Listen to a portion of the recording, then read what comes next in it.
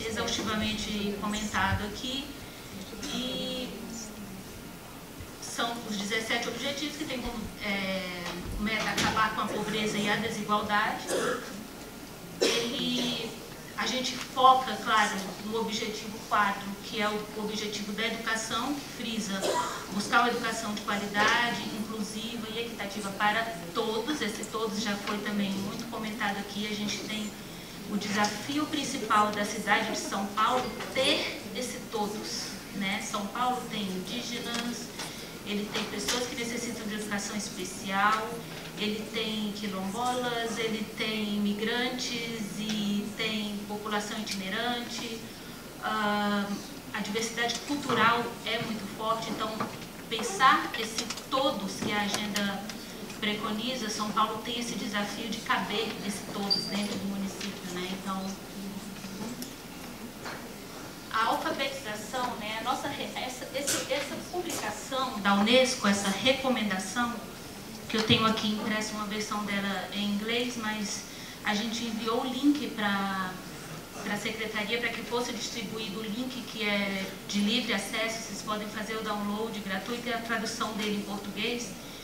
Ele preconiza que a alfabetização, bem como a aprendizagem e a educação de adultos, contribui para a realização do direito à educação, que permite que adultos exerçam os outros direitos. Isso, como o Caté já frisou, né? A educação contribui para que você tenha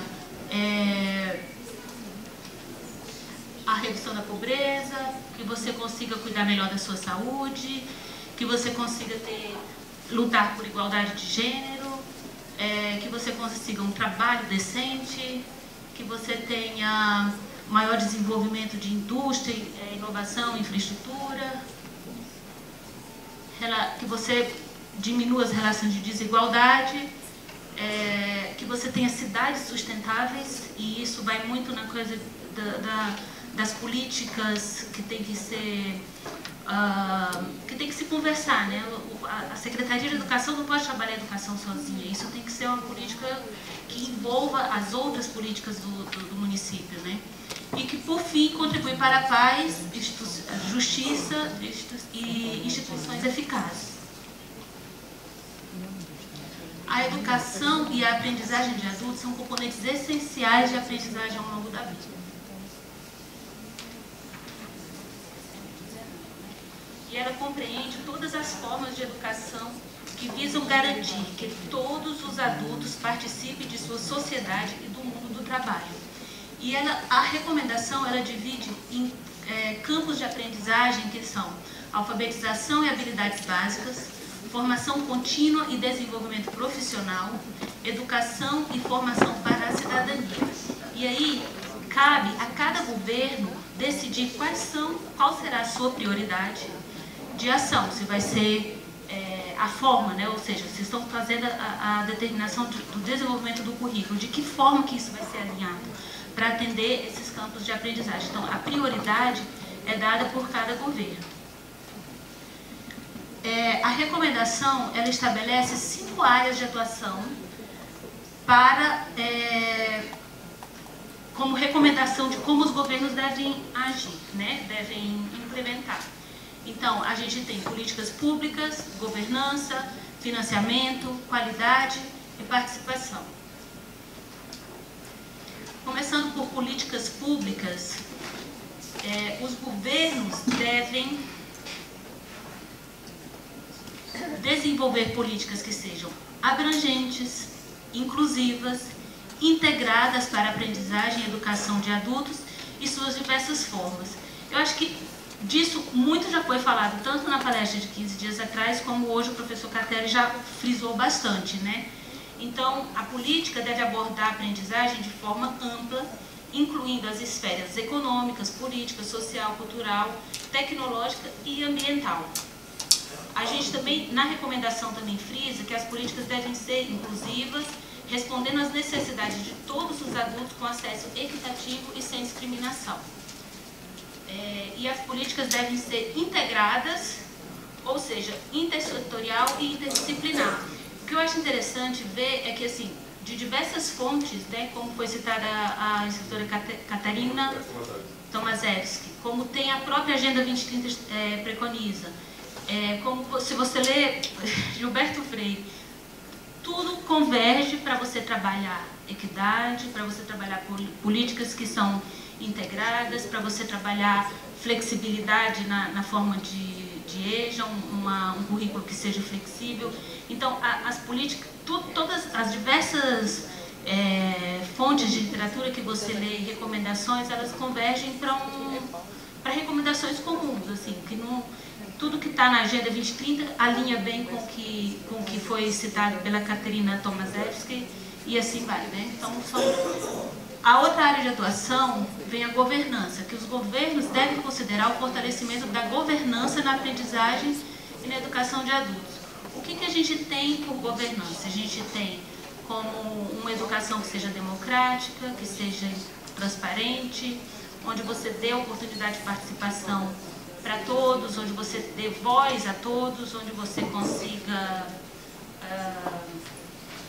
estabelecer parcerias no nível local, no nível regional, no nível municipal, até parcerias internacionais, como que a Secretaria tem, por exemplo, com a Unesco. A gente consegue trazer experiências que são até implementadas em outros países, em outros estados, e aí essas parcerias, elas também são recomendadas como fonte de fortalecimento das políticas de educação de jovens e adultos.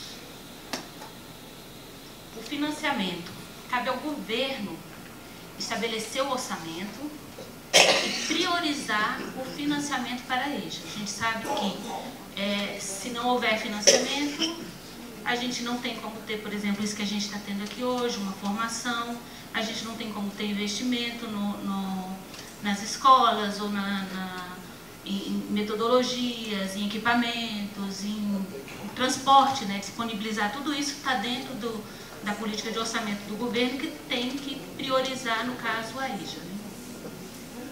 A terceira área de ação é a participação, inclusão e equidade, que vem mais uma vez muito alinhada à palavra do professor Catelli. A participação de todos. A política de equidade, eu costumo dizer que você vai, para muita gente, equidade é uma política discriminatória, mas na verdade você precisa tratar os diferentes de forma diferente. Você não pode tratar os diferentes da mesma forma, senão você não atinge a igualdade. Então, a equidade, ela é uma ação necessária para se atingir a igualdade. Então, as políticas precisam considerar isso, essa diversidade, essa heterogeneidade, né, que o professor Catelli falou muito quando fala dessa equidade. Então, como eu já falei, São Paulo tem esse todos, e isso precisa ser considerado na hora de implementar essa política. A quarta é a qualidade na educação. Os governos devem considerar o estabelecimento de critérios de qualidade e padrões sujeitos à revisão periódicas. Então, não é um currículo estanque, não é uma coisa que você vai determinar agora e que vai continuar levando a sociedade. Ela é dinâmica, as coisas evoluem e a gente precisa estar sempre voltando ao que foi planejado, ao que foi idealizado e fazendo revisões, né? Tomar medidas adequadas para dar seguimento aos resultados do monitoramento e avaliação, coletar e analisar e divulgar dados. É importante também tornar esses dados, até no que tem lá no conceito da governança, tornar essa transparência de tornar esse dado público, fazer com que isso seja referência também, né, para você tomar novas medidas, para mudar, como exemplo também até para outros, né? E isso tudo tem que ser feito de forma confiável, com dados também desagregados. É aquilo que, como os dados que o professor Catelli menciona, você não pode ter simplesmente alfabetizados e analfabetos. Você tem que saber quem é esse grupo que está sendo excluído, né? Como ele já colocou aqui, dados desagregados por raça, por gênero, por etnia, por região, por condição socioeconômica, né? E eu queria falar para vocês que eu tive a oportunidade de conhecer um programa de educação de adultos em um outro estado e que me emocionou muito conversar com os alfabetizandos. E esse foi um poema produzido por uma aluna recém-alfabetizada, aos 51 anos de idade, onde ela escreve um verso de amor para a professora, do que causa, o que é a emoção de uma pessoa com essa idade aprender a ler. E pela qualidade do poema, você vê que ela realmente atingiu um nível de uma educação com qualidade, porque uma pessoa que aprende a escrever e produz um poema como esse, eu considero que o programa mostra uma certa qualidade e efetividade no letramento do alfabetizando. E nesse mesmo programa que eu fui conhecer, um dos estudantes com 66 anos chegou para mim e falou assim: Dona, nos primeiros dias de aula eu aprendi a letra C. E aí eu pensei, agora eu não preciso mais passar vergonha no ponto de ônibus pedindo informação de qual é o ônibus que vai para o meu bairro, Campo Grande. Sei lá, vou citar qualquer nome com a letra C. Então eu fui para o ponto de ônibus sabendo que eu ia pegar o ônibus que ia passar para o Campo Grande. E aí passou o ônibus para o Campo Belo. E eu subi no ônibus. E aí eu cheguei no outro lado da cidade. Então eu voltei para a aula no outro dia, sabendo que eu tinha que aprender agora as outras letras para poder não pegar o Campo Grande, não pegar o Campo Belo, mas pegar o Campo Grande. Então eu tinha que aprender a letra G e saber escrever para poder pegar o ônibus certo.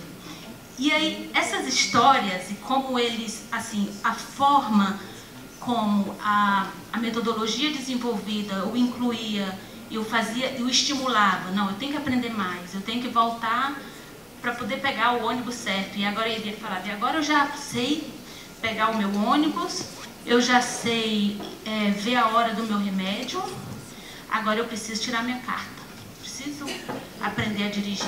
E eu já estou batalhando por isso, porque o meu amigo já conseguiu. Então, essa independência, essa autonomia, essa sensação de cidadania que o programa de jovens e adultos traz, ele precisa pensar nessa heterogeneidade, ele precisa saber estimular, ele precisa, como o professor Genuíno mencionou na sua fala, não humilhar mais uma vez o adulto, excluindo ele da sala de aula. E ele precisa trazer esse orgulho de saber virar cidadão consciente, como termina esse poema. Essa vontade de querer aprender para virar um cidadão consciente, um cidadão autônomo, né?